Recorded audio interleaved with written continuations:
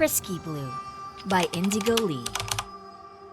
Frisky Blue had been unaware of her allergy to catnip for most of her human child life.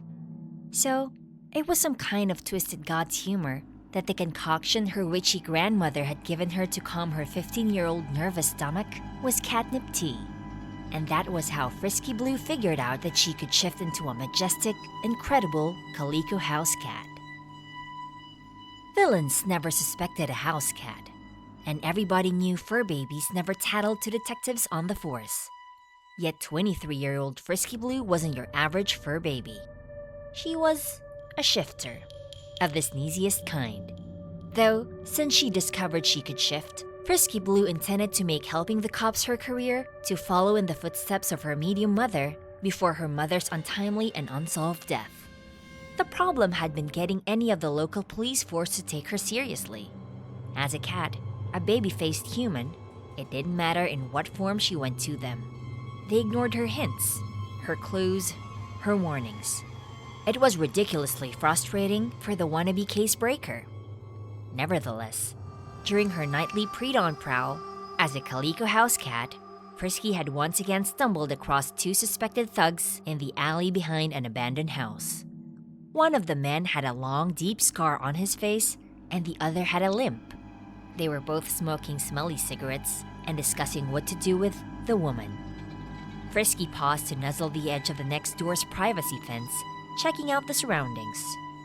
She couldn't see any woman around, and their conversation piqued her interest. So, she crossed the alley that separated the 2 yards and loped toward the two. The vial on her collar jangled as she went. "She won't shut up," Mr. Scarface said. He loomed over his partner. "She's going to get in the way," Mr. Limp growled, turning toward his partner and favoring one of his knees. "You know they're hunting for her and we're going to get caught with her. Then what?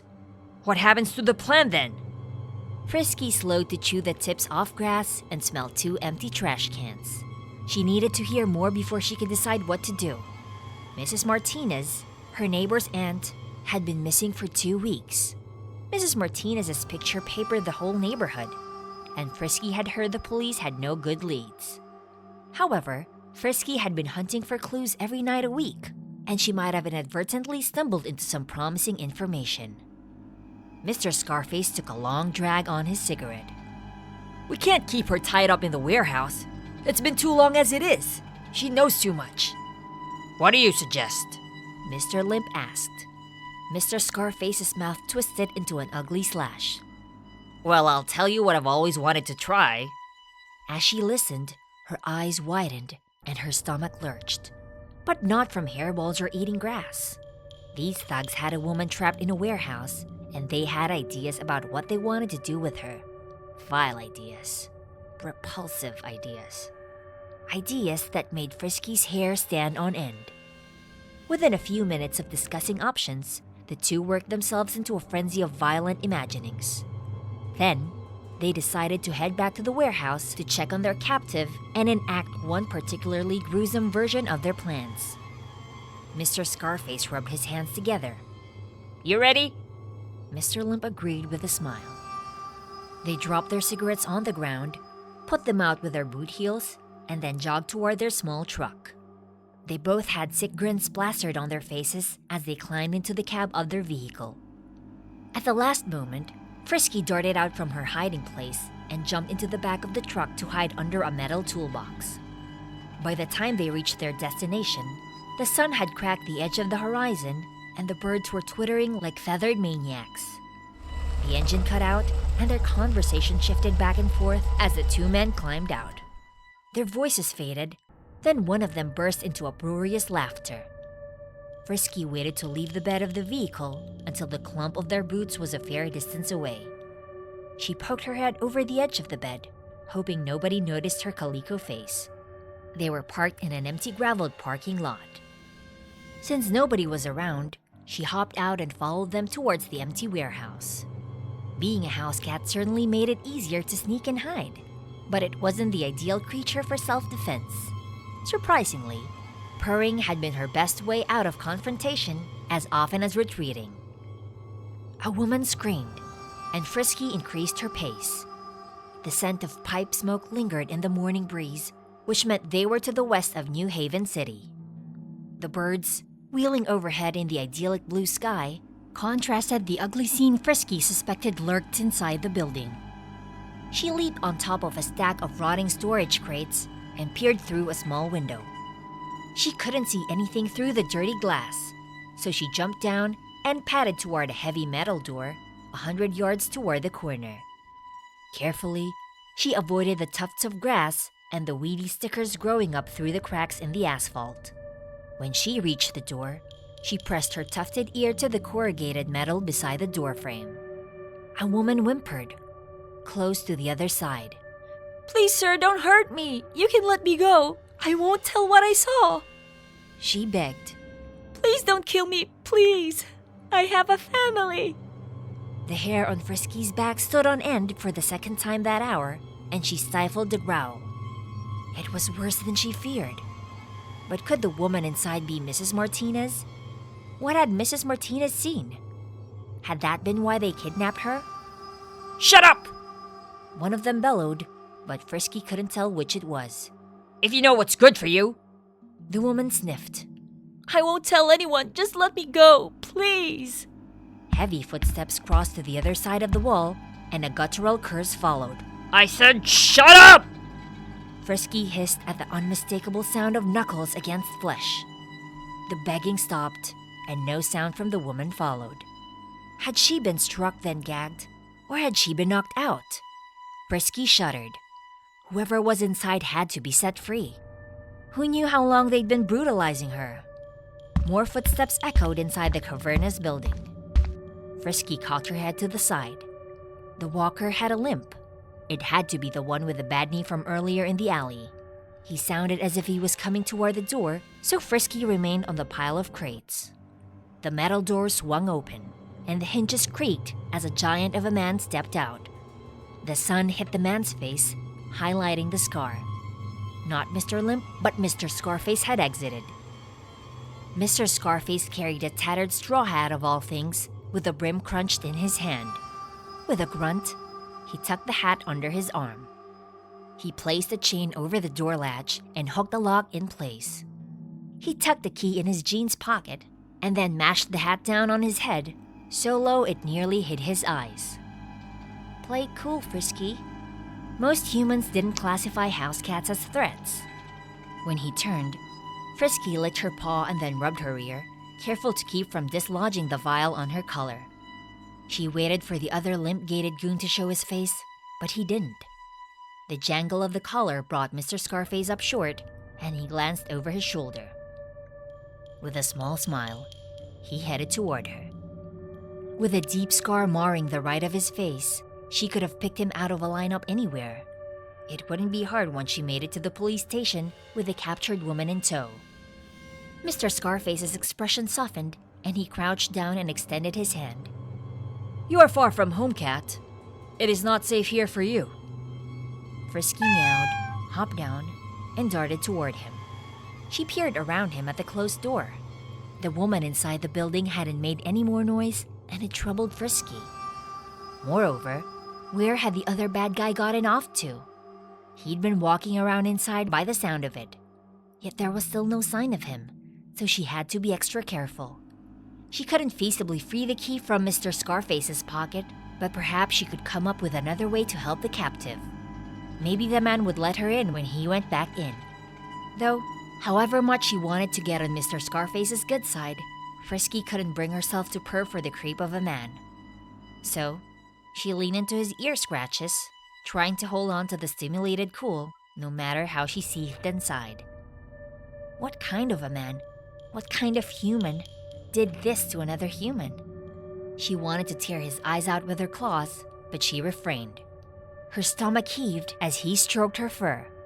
She wanted to get out of there as fast as she could, yet she had to get the woman out first, whoever the stranger was. The thug straightened. "You're something else. I've never seen a cat with tufted ears like those. I'm off to take a lunch break. If you're here when I come back later, I'll have something for you." Frisky meowed and batted at the stranger's pant leg, and he bent down to scratch her ears once more. For the 1,000th time in her life, she wished she could take the law into her own hands in an immediate kind of way. Objectivity wasn't her strong suit, and to be honest, following the rules wasn't either. If she'd been able to shift into a larger beastie, a tiger or a lion, she'd rip out the guy's throat, rescue the woman inside, and be on their merry way. Out of necessity, a house cat couldn't pull off such things. The kidnapper stood once more and studied the locked door.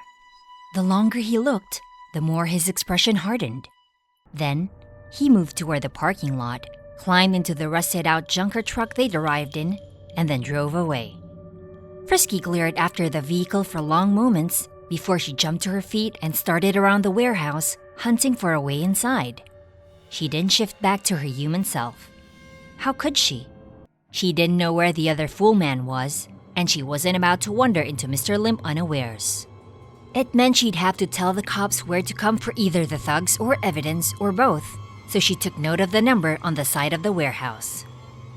257. Then she sniffed at each break in the metal wall, but none were wide enough for anything bigger than a mouse, and by the smell, lots of them, single file. She still kept on. While the first window she came to was completely intact, the matching window on the other side of the structure had 2 panes broken out. It was the sort of opening Frisky had been searching for. However, no rotting shipping crate rested beside it. She peered up at the window. Getting back out as a cat wouldn't be easy. If she was going to make it inside, she had to leap to the opening. For most felines, it wouldn't be any trouble at all. But Frisky wasn't a proper feline. Jumping practice had been non-existent. She settled back on her haunches, shifting her weight back and forth. 3 breaths, and she leaped into the air, sailing toward the broken pane of glass. She caught the edge of the window frame with her claws, scrambling and scratching, but she didn't have enough momentum, and she slid down. She settled back onto her haunches and tried again. This time, she caught the window frame with her rear claws, and she tipped forward and slipped inside through the narrow opening. A putrid smell hit her nose, and she stopped short, trying to sort out what all she scented. Urine, feces, and death. She shuddered. Surely, the man hadn't killed the woman already. Frisky circled the interior of the building once, pausing at each entrance and exit. She noted a pile of ladies' clothes in a far corner of the building. She'd need those if she felt safe enough to shift back into her human self, but where had they come from? Though she couldn't locate the other bad guy, Frisky jogged toward the center of the warehouse, stopping short when she came within the sight of the woman.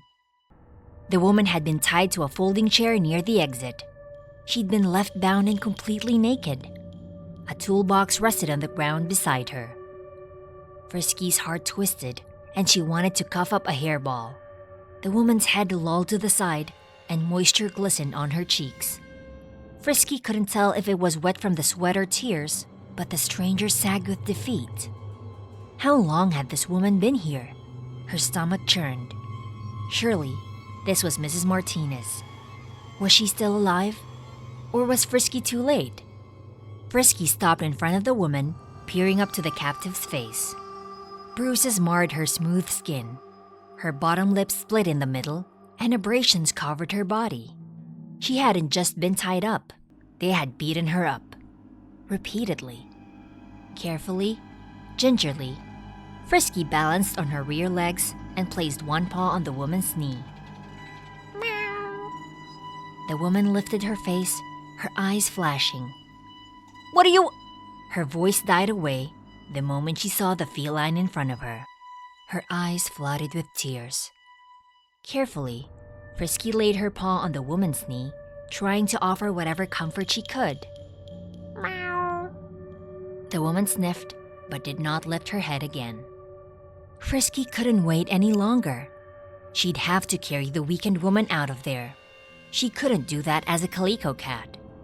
Frisky pawed the woman's leg once more, and then moved back and took a seat on the ground.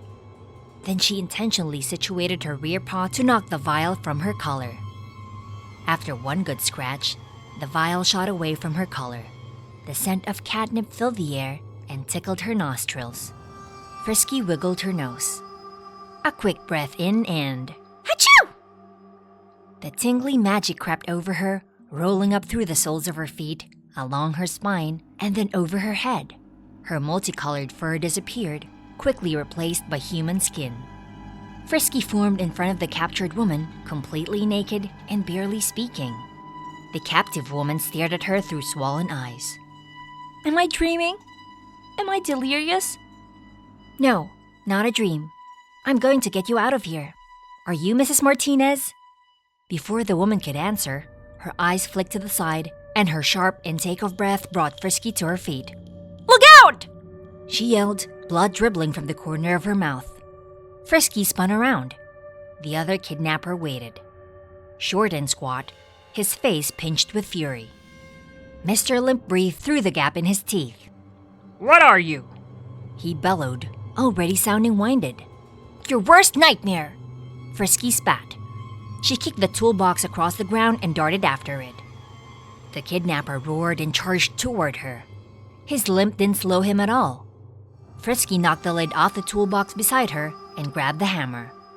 She rounded on the out-of-shape man, swinging the hammer, teeth first, from side to side. He raised his arm, but the hammer claw lodged in his forearm. He cried out, and curses poured from his mouth. Using her feline reflexes and the tool handle, Frisky yanked Mr. Limp toward her. Then she brought her knee up between his legs. The rotund man froze in place, holding his breath, and fell to the side, clutching his privates. With a twist of her wrist, she yanked the hammer claw from his fat forearm. She leaned over him and lowered the hammer until it grazed his nose. His eyes widened, and he whimpered. Frisky rolled her shoulders, biting back a hiss. Don't move or I'll bash your head in. Are we clear? He nodded, then he went limp. Frisky raised an eyebrow. Cat's luck might be in her corner after all. She turned to the woman. Now I have to ask, are you Mrs. Martinez? The woman's eyes widened. What? Frisky plucked the catnip vial from the ground beside her. Are you Mrs. Martinez? The woman blinked and then nodded emphatically, as much as she could while restrained. What are you? Who sent you? I'm a shifter. Person to house cat? I can go back the other way too. Mrs. Martinez bit her bottom lip. You said you're here to save me? That's the plan. What if the other one comes back? She whispered. Frisky winked. Then I'll bash his head in too. Mrs. Martinez's shoulders shook and tears poured from her eyes. I prayed. How I prayed. Frisky nodded, unsure how to answer. But the sound of tires on the gravel and the hum of an engine sent Frisky darting toward the unbroken window. The scar-happy thug had come back. Scarface climbed from the car and immediately started calling, "Here, kitty kitty," in falsetto. His eyes swiveled, first one way and then the other. "Here, puss puss puss." Frisky smirked. His search was buying them some time. Is he here? Is the other one here? Mrs. Martinez whisper wailed, her eyes pinched shut as though to hide from the horror. You can't stay here. He'll kill you. Or worse, he'll capture you. He'll... Frisky spun around and raised the hammer. Shh! Don't let him know I'm here. I'll go get help. Mrs. Martinez nodded. Yes. Get help. Frisky put her finger to her puckered lips. Don't tell him I'm here. She didn't know what they'd do about the fat man on the floor, but first things first. Frisky searched his pockets for his cell phone. Then she grabbed his pudgy ankle and dragged him behind a large crate and out of view. He groaned, but didn't wake.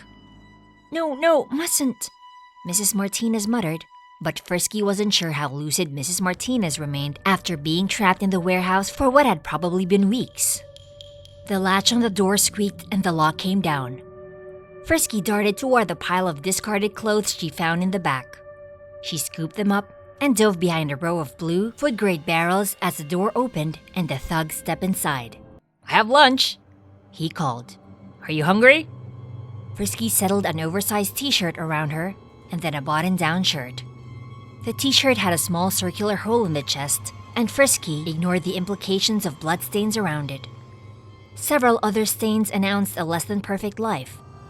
She stepped into the shorts that went with it and then peeked out around the barrels. The thug wandered in. He grabbed Mrs. Martinez's hair and yanked her head back. He made her meet his gaze. "No one's coming for you. Do you understand that?" Mrs. Martinez sobbed, but she said nothing. Then he let her go and glanced around. Fred, where you at? Frisky danced in place to keep from running out. She couldn't get out of the warehouse the same way she came in, unless she shifted. She took a step backward and bumped into a shelf, knocking empty bottles to the ground. What was that? Mr. Scarface belted out. Did you hear something? Frisky grimaced. She had to get to the door. She had to call the cops. But as a cat, she couldn't push the door open. As a human, she couldn't get through the window. As a cat, she couldn't make a phone call. As a human, she could. Frisky grimaced. She had choices to make. If she were a cat, maybe the thug wouldn't try to kill her, but if he found the other bad guy in his state, Mr. Scarface would kill Mrs. Martinez for sure. Frisky rubbed her hands together and shook her head. Hammer time. Still clutching her catnip vial, she jumped out. She ran past Mrs. Martinez and scooped the hammer from the ground. Mrs. Martinez screamed. "He's behind you!" In one move, Frisky lifted the tool, spun around, and slammed the side of it against Scarface's temple. A sickening crack followed. He went down, out, cold. Blood trickled from another line of broken skin on the opposite side of his face. He snorted and took a breath. Mrs. Martinez whimpered. "Is he dead?" Frisky shook her head. Her chest heaved and her body pulsed with adrenaline. "Are you sure?" "He's breathing," Frisky panted. How much of that had been her feline reflexes? How much of that had been her? Maybe being a house cat wasn't so bad. She turned to Mrs. Martinez. She peeled her overshirt off and placed it over the shivering woman. "I'm going to call for help." Mrs. Martinez bit her bottom lip, but she nodded. Tears coursed down her cheeks. Frisky tossed the hammer aside once more. She dialed 911 and then lifted the cell phone to her ear. The dispatcher answered almost immediately. 911, what's your emergency? Frisky met Mrs. Martinez's gaze. "I'd like to report a kidnapping." 3 days later, Frisky waited in the seating area near the entrance of the police station. Her grandmother dozed beside her, holding the newspaper's puzzle page. Grandmother had come along for moral support as Frisky tried once more to convince the police department she had another tip worth researching. Maybe after finding Mrs. Martinez, they would listen to her. A dark-haired, middle-aged man approached, and Frisky sighed. At least it wasn't the same one as 2 weeks ago, the one who patted her on her head and sent her on her way. The new guy considered them both. Frisky offered a hesitant grin. She winced when the detective didn't smile back. She couldn't tell what the older man was seeing, or at least how he felt about what he saw today. They had taken the time to get cleaned up. She couldn't make out what his expression might mean. "Hello, detective," she murmured. Beside her, her grandmother snorted and the older woman's head popped up. "Is he here?" "Yes," Frisky hissed. "It's somebody new." "Finally," her grandmother muttered. "Hello, young lady," the new-to-her detective said. Frisky bristled at his condescending tone. She looked younger than she was. It had to do something with the shifting magic always putting her back together, mostly the way she looked when she first shifted as a teenager. Frisky stuck her hand out. "Hello, my name is Frisky Blue." He blinked at that. "Oh," he said. "That's interesting. Does it stand for something, or do you have something else I can call you?" Frisky rolled her eyes. Her given name made her sound like a stripper, but the name hadn't been one she'd chosen, and she didn't have time for such silly questions. Her mother had known she was a cat shifter anyway, but she wasn't about to tell him that. He could shove his patronizing small talk where the sun didn't shine. Mrs. Martinez needed to be saved. "No," she said. "My real name is Frisky Blue. Same as yours, what?" "I'm Officer Ed Miller." He settled in one of the chairs beside them. "I'm new to the precinct. I've been told you have a tip about a person of interest in a kidnapping." Frisky nodded. "Yeah, Fred Barr? I think I know where he is. You have his accomplice in custody. Fred had escaped before the police could arrive. Mr. Scarface hadn't been so lucky. Officer Miller's gaze narrowed. Is that so? The back of Frisky's neck prickled. Had the other officers been bad-mouthing her? Is that why he didn't seem to believe her? Yes, she said. I know where he's hiding out, and I know you can get to him. How's that? Frisky considered him for a moment. She took a breath. I'm the one that found Mrs. Martinez. Officer Miller's mouth tightened. Why should I believe you? I wouldn't have come in to report it otherwise. Her grandmother guffawed, but didn't add anything else. He raised his eyebrows. Can you give me any other useful information? Mrs. Martinez was in warehouse 257, as you know, but there's a secret room near there. Can you give me directions? I'll have to show you. She didn't bother to tell him how weird directions became from a cat's perspective.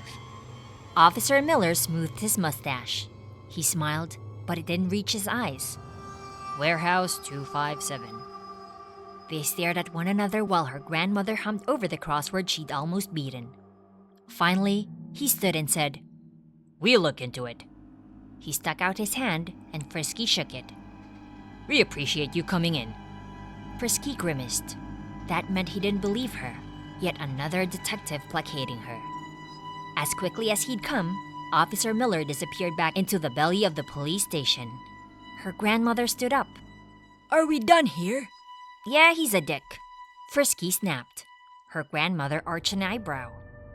Don't talk like that. You'll offend our familiars. Frisky glowered. Finally, she said, he's a detective. That makes him a dick.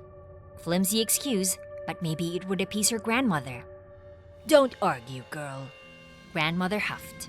Together, they left the police headquarters and made their way to their car. Frisky went on. Nevertheless, he didn't care a bit, and that's not the kind of dick I meant. I meant he's an ass. You can't possibly know that. Grandmother interrupted. And he's not a donkey for straddling. Maybe even as her grandmother said it, Frisky knew. Detective Miller didn't have to say it. She knew through her feline-ish bones. The detective didn't take the tip seriously. She knew it down to her marrow. That meant it was up to her to take matters into her own paws once more. Frisky leaped inside the warehouse. Her grandmother had fixed another vial of catnip to her collar. She knew better than to try to stop her granddaughter from doing what needed to be done. Carefully, Frisky prowled around the warehouse. Seeing no one, she crept past warehouse 257 to a storage building around the back. She slipped through a crack in the wooden slats of the door.